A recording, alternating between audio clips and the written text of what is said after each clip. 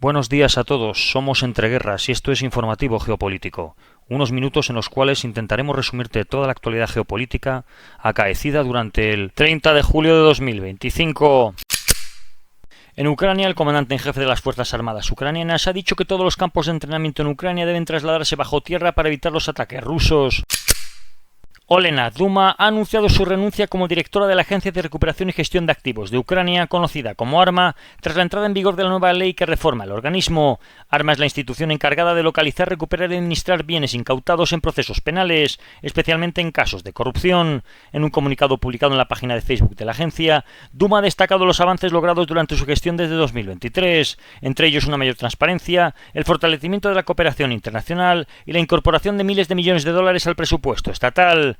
El gobierno deberá aprobar ahora su renuncia y posteriormente se convocará un concurso abierto para elegir a su sucesor, conforme a las nuevas normas firmadas. La reforma, firmada por el presidente Volodymyr Zelensky el 27 de julio, establece criterios más estrictos de integridad y cualificación para el cargo, introduciendo auditores externos independientes y regulando la contratación de gestores profesionales legalmente responsables de su labor. Se espera que con esta legislación Ucrania pueda desbloquear los 600 millones de euros en fondos europeos dentro del mecanismo de ayuda para Ucrania.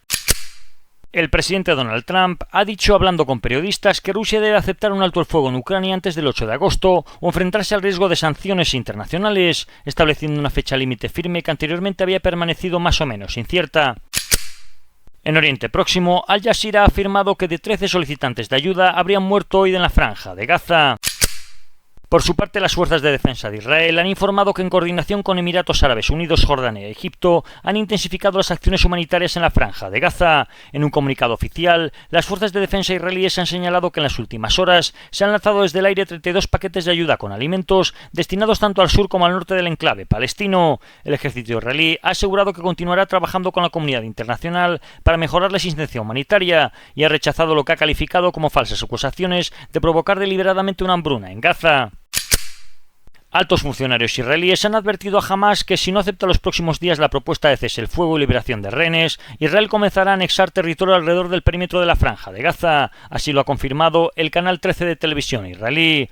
El informe coincide con reuniones encabezadas por el primer ministro Benjamín Netanyahu junto a su círculo cercano de asesores y ministros, en un esfuerzo por lograr avances en las negociaciones. Paralelamente, el empresario Steve Witkoff ha mantenido una conversación telefónica con el ministro de Asuntos Exteriores de Egipto, en la que han discutido la necesidad de intensificar la presión para alcanzar un acuerdo.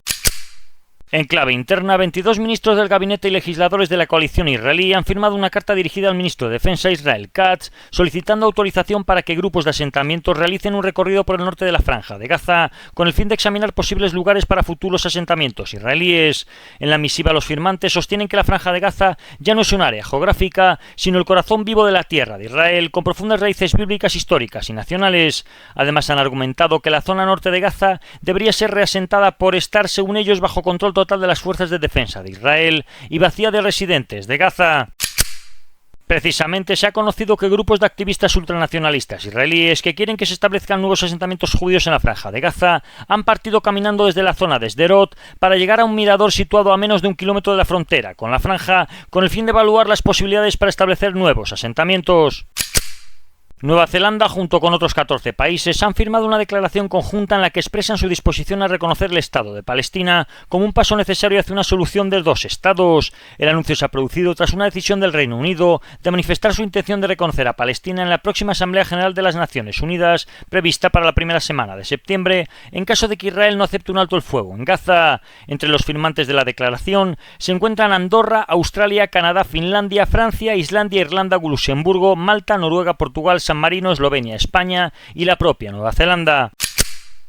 El ministro de Energía de Turquía ha anunciado que a partir del 2 de agosto se iniciará el suministro de gas natural desde Azerbaiyán hacia Siria, con destino a la provincia de Alepo a través de la provincia turca de Kilis.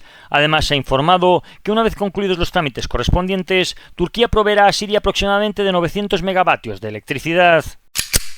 En Rusia, la portavoz oficial del Ministerio de Asuntos Exteriores del país ha dicho que la inteligencia ucraniana está planeando utilizar las contradicciones entre Rusia y Azerbaiyán para fomentar el odio y la enemistad entre ambos. Según ella, se tiene conocimiento de planes para emplear desertores de Rusia dispuestos a realizar sabotajes bajo la bandera rusa a cambio de una recompensa, dirigidos contra ciudadanos, representaciones y objetos culturales en Azerbaiyán. En Estados Unidos, el expresidente republicano de la Cámara de Representantes, Newt Gingrich, ha dicho hoy que Putin pronto tendrá que darse cuenta de que no va a ganar la guerra en Ucrania, añadiendo que si Estados Unidos decide ponerse serio, el número de bajas que enfrentaría Rusia sería aterrador. El presidente de los Estados Unidos, Donald Trump, ha anunciado que la India deberá pagar un arancel del 25% a partir del 1 de agosto, junto con una sanción adicional. Según ha explicado en la red social Truth, la medida responde a lo que calificó como políticas comerciales injustas de Nueva Delhi y sus compras de armamento y energía a Rusia. Trump ha señalado que pese a que la India es considerada un aliado, sus aranceles son de los más altos en el mundo y mantiene barreras comerciales severas contra Estados Unidos.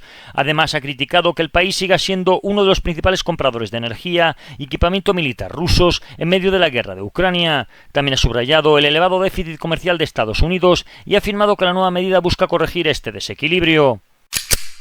En Asia, según la revista Foreign Affairs, la guerra en Ucrania ha marcado un punto de inflexión en las relaciones entre China y Europa. El estrecho vínculo de Pekín con Moscú es visto en el continente europeo como un apoyo implícito a la invasión rusa, a pesar de que China intenta mantener una imagen de neutralidad y ha promovido iniciativas diplomáticas. Dentro de la sociedad china, las opiniones están divididas. Mientras que algunos rechazan la invasión por considerarla una violación de la soberanía nacional, otros la interpretan como una respuesta a la expansión de la OTAN. Esta división se refleja en la postura oficial de Pekín, que busca equilibrar sus intereses estratégicos con sus principios tradicionales.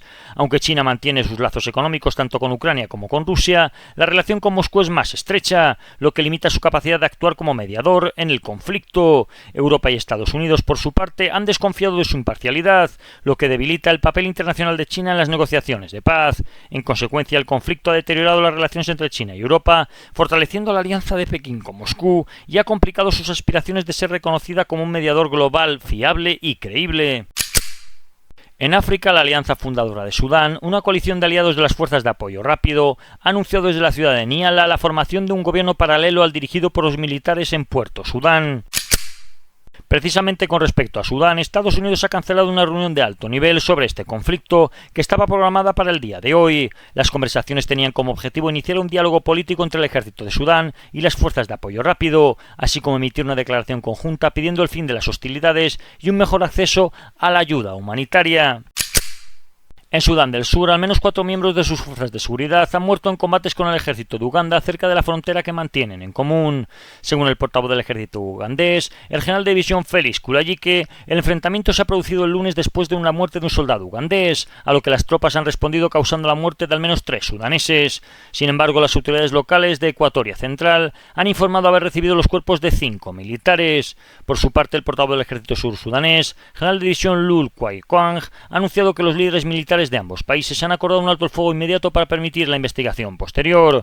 Por su parte, otro comandante sur-sudanés, Henry Buri, ha asegurado que las tropas ugandesas atacaron con tanques y artillería a una unidad conjunta de 19 efectivos. Las causas exactas del enfrentamiento aún no han sido esclarecidas y el gobierno de Uganda no ha emitido comentarios oficiales. En Burkina Faso, un ataque armado contra una base militar en la localidad de Dargo, en la provincia de Boulsa, ha dejado al menos 50 soldados muertos. Según ha informado un líder comunitario y un residente de la zona, cerca de 100 militantes del grupo Jotanim han atacado en la ofensiva ocurrida el lunes. Tras el asalto, los atacantes han incendiado y saqueado las instalaciones militares. Las fuentes, que han hablado bajo condición de anonimato por temor a represalias, han indicado que la situación ha generado gran preocupación en la región norte del país. Hasta el momento, las autoridades militares no han emitido un comunicado oficial sobre el ataque. En Togo, el ministro de Asuntos Exteriores, Robert Dussey, ha informado que al menos 54 civiles y 8 soldados han muerto en lo que va de año a causa de ataques perpetrados por un grupo afiliado a Al-Qaeda. Las declaraciones hechas a la agencia Reuters representan un inusual reconocimiento oficial del número de víctimas de la violencia yihadista en el país. Dussey ha precisado que se han registrado 15 incidentes en el norte del país, en la frontera con Burkina Faso, atribuidos al grupo insurgente Jotanim. Togo, que hasta hace pocos años se mantenía al margen de la violencia extremista, ha experimentado un incremento de la actividad yihadista en línea con la expansión de organizaciones vinculadas a Al-Qaeda y al Estado Islámico desde la región del Sahel.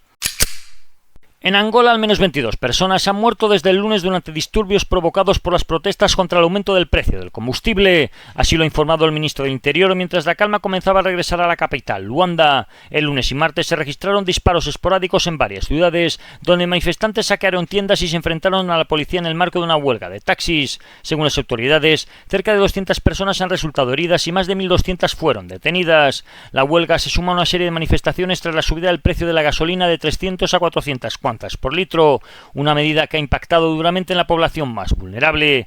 El sábado unas 2.000 personas han marchado sobre Luanda, denunciando tanto el encarecimiento del combustible como la corrupción gubernamental. Y esto ha sido todo por hoy. Si queréis profundizar en las noticias que hemos comentado, leer alguna de ellas o visualizar diferentes vídeos de actualidad, os recordamos que estamos en la aplicación Telegram, con nombre de usuario @entre_guerras. Que tengan un buen día y recuerden el main.